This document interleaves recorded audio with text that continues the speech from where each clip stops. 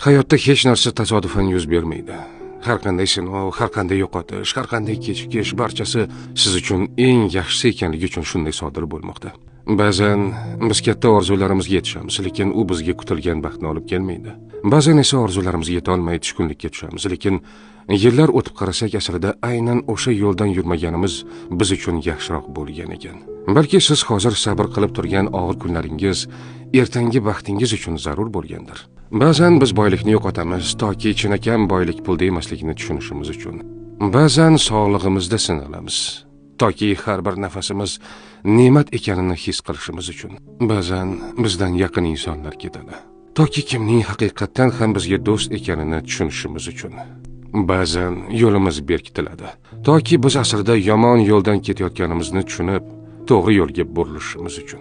Siz hozir tushunmasligingiz mumkin, lekin bilingki, har bir kechikish